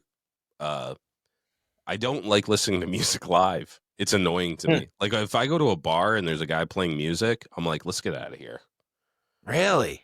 Yeah, I don't like having it. It's annoying to me. It's like I don't think that it like to me. Music is like a soundtrack to my life. You know, so when I'm doing stuff, I'm riding in my car. And it's a nice day, and I pop on some fucking, some happy gangster rap from the early aughts, and I'm banging out. I'm like, Eddie up. Like that's what I like music for. Is like it's a background in my life. When I'm if me and you go to a bar and we're fucking chilling on an IPA, getting big sad, I want to talk to you. I don't want to hear this fucking guy playing his acoustic guitar. You know what I mean? Yeah. Fair enough. Yeah. And I do like I go to concerts every once in a while. And when I do, I really cut loose and it is fun, but like I'm going to the Wu-Tang. I'm going to Wu-Tang in July, dude. And that's going to be big fun, dude. I'm cutting loose. We got a big crew of heavy Wu heads, and we're going to be making we're going to be bringing the motherfucking ruckus, dude. Hell yeah. And that's going to be fucking awesome. But it's something That's that, like, sick. There's not a lot of music that I would go out. Wu-Tang's in town, I'm going, I'll see the Jizza. I'll see fucking Capadonna, like if they're around, I'll go and see that. But yeah, dude, some fucking idiot playing acoustic guitar at a bar. No, thank you. I'd rather talk to my friends, And maybe it's because I don't have like great hearing or something, No, I get that too. I've been to a couple places. I feel like that kind of stuff. Yeah, I guess it depends on what kind of place you're going to, but there have been a couple times where like the wife and I will go out to a place for our anniversary and it's some fancier place and we sit, in the bar area and some dude's blowing our eardrums out with an acoustic. But I like live music a lot. It's one of my favorite things ever. But I do get that perspective for sure. There are times where I'm like, you could turn it down a little, Well, I think you either got it or you don't, right? Because like people that are into music, they're super into music, right? So like you go to the show, you watch the guys, you know everything about like, the lyrics and stuff. You play music. I don't play music either. I got a tin ear, I don't have that gift. So to me, music is something different. Like it's always been a big part of my life, but it's not. Even when I was younger, I didn't like going to shows. Like I'd go to shows and stuff because when you're like in your teen years or whatever, people are like, "Yeah, we're going to this show." I'd go out there but I was into the partying. I was into the getting fucked up and getting rowdy. I wasn't into the music as much, right? Yeah, for sure. Yeah, but it's a different experience. About hardcore and punk, you get a little bit of both. You're, depending on how involved you want to be, you get to party and smash around and whatever, and you get to listen to the music. So that's probably the big draw. We are going to a a hardcore show. Me and you are going to go to a hardcore show. We're going to get to one. So you got to keep on being like, "Hey, can you get? Hey." How many times, dude? I almost bought you a ticket to this one that's coming up, and not for nothing. If there are still tickets, I might. It's Mike McColgan. He's the original Hulk singer. Mike McColgan. Oh, he's the original singer of the Dropkick Murphys. He later he ended up being a Gulf War vet, and then he started the Street Dogs. Both obviously very huge Boston bands. He's playing. It's like all of the really good stuff that I like, the kind of music that I like, the punk oi version of it. That's that show. It's Violent Way, the Welch Boys, which are another old school Boston punk band that are coming back. Klaxon, which is a local oi band. Super, super sick show. So I might end up just buying you tickets for that one. And I don't remember. I'll have to look up. It was one of those shows for me though, where I saw the flyer for it. And it's one of the shows that Ryan Packer puts on. As soon as I saw you post that flyer, I was like, I'm getting a ticket to that. It's at the Middle East, I believe. Oh yeah, that place is cool. I've been there. Yeah. No, that's sick. So, but yeah, I've been inviting this guy to probably every show that I've gone to that wasn't on a weeknight in the last I don't know, since we started doing this. But haven't gotten. That's when you invited me to. It was on a weeknight, wasn't it? Did I invite you to the one on Tuesday? It was like a Tuesday, and I'm like, what the fuck, dude? Yeah, dude. 2 weeks ago on Tuesday night. Is this next one coming up a weekend one? Yeah, it might be a Friday.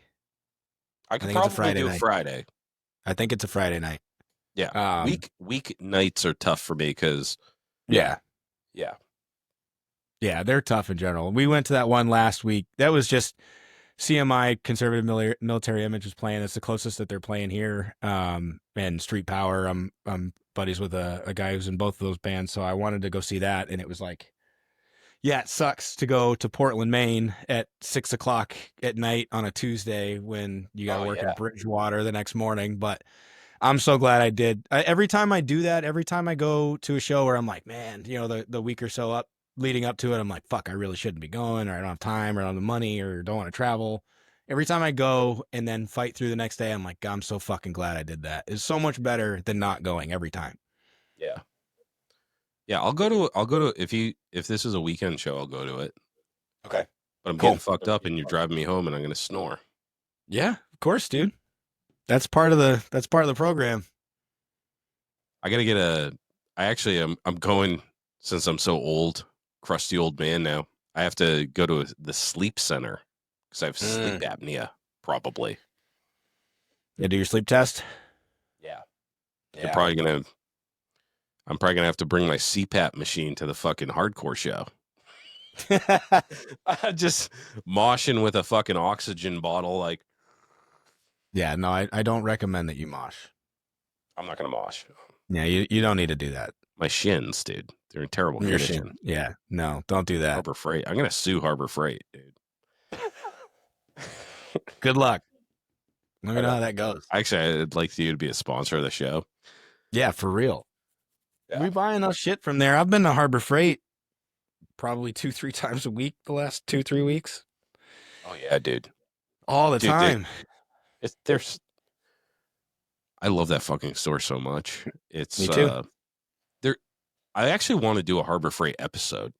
Like, yeah, I might reach out to him and be like, yo, send me some tools, dude, because I'll fucking review them. I love Harbor Freight tools. My most used tool is those ratcheting flex head wrenches. They're the shit. They're dude, I use them for everything. Mm-hmm. Like, I don't even fuck with sockets. This thing fits anywhere. And if you need the other end, you got it. Right. If you don't need, they're fucking awesome, dude. And I've been using them for years, and you can't break them. And you can bring them back from the dead, dude.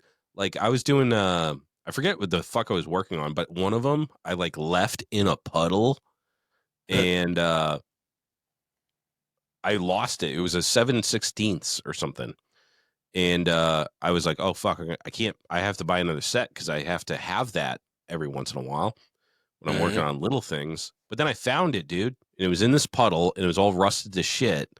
And, dude, dunked it in some transmission fluid. Just got that ratchet going again. Brandy new. Hell yeah. People dump on Harbor Freight, dude, but... No, they've stepped their shit up a lot. They stepped their shit up, dude. Big time. Oh, yeah. And too many Jack Stan lawsuits. Yeah, dude. Fucking A. I bet, dude, I don't know how old our Harbor Freight is, but when I first started going there, they had some junk. There was some shit you couldn't use. But now, dude, they're fucking killing it, dude. Yep. I have a set of these large wrenches that they have. Hold on, I'll grab one. 2-inch in that whole big set. I use these for work all the time. Like a carrot top prop. Yeah, right. What do you use that for? This one was for, what did I use? Not the compensator nut. Was it the comp nut? No, comp nut. Comp nut was 1 3/16. I forget. There's something on here that needed this. I swear to God, on my life. It might not have been 2-inch. I think it was 1 7/8 or 1 5/8, something like that. But I've had this set of these fucking wrenches still more or less straight. That one's got a little bit of a bow to it, but I've used these fucking things. I had these when I worked on trash trucks. I've used them as pry bars. I've used them as hammers. They're always out in the rain, always out in the cold. I have the entire set. They've never broken. Some of them are a little bit bent, but that's because I use them as they're not intended. If I had bought that same set in Snap-on, so much more money. That whole set, I think, was like mortgage $60. money. Yeah. Yeah. Dude, Harbor Freight shit. Yeah, I'm gonna put together a Harbor Freight episode because they got some good shit. I talked about this in my Tool episode last week, but those Hercules step bits, fucking crush it, dude. That's sick. I hate drilling in stainless, dude. I hate drilling through stainless because it takes if you don't have the right bits, dude, you're just smoking them out. These fucking Hercules bits, dude. I've been using them a lot, and they just because I have to remake parts 2 or 3 times because they never work. And dude, it makes it a dream, dude. With that tap magic and a step bit, the Hercules bit, it's worth every fucking red cent. But that's a hot tip. Yeah, dude. I'm gonna do Harbor Freight episode. But cool. First, I'm gonna reach out for a sponsorship. I've got a bunch of their shit. I've got the Bauer, the belt sander here, the 2-in-1 belt sander, and a bunch of their other shit. Oh, dude. Did I tell you I got one of the attachments for the angle grinder? The tube sanders? You did? Dude. For one. So nice. Fucking game changer. Yeah. If you're doing shit with frames and sissy bars and whatever, and you don't have one of those, holy shit. But they're a little clunky. And while I had the frame up on the workbench, so it was kind of right in front of me. And I ended up kind of having to hold the thing like this at one point, and I wasn't paying attention, and the fucking belt ate the cable, the cord. Yeah. Its own cord?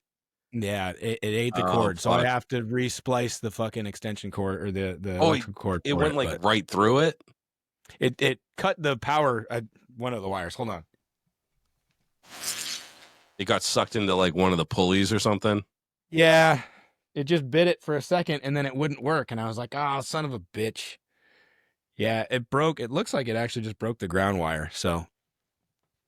No shit. Oh, that's a Harbor Freight grinder. Yeah, Harbor Freight grinder. Chicago Electric. Yep, Chicago Electric. I've got 4 of these fucking things. Right out of Chicago, China. Yeah, but you are not wrong. Putting these things on is not super duper easy because it depends on your arbor. I found out. Measure that shit before you order one of these, because this one I ended up having to shim this one and using different hardware so that the clamp would actually clamp. The first few times I was using it, the assembly would walk on the pulley, and it ended up smoking. There's these recessed bolts in the back of this pulley. Ended up smoking the shit out of those bolts. Oh, so this grinder has this attachment on it forever now. Yeah. So it's not. I have other grinders, but it's more cost and time effective for me to fix this wire than it is to swap this fucking thing to another one. True. But it works. And what do you get a Harbor Freight grinder is $15? I think nowadays they're $21 or something. They're stupid cheap. Yeah. Yeah. They suck ass for cutting, but they're great for grinding. Yeah.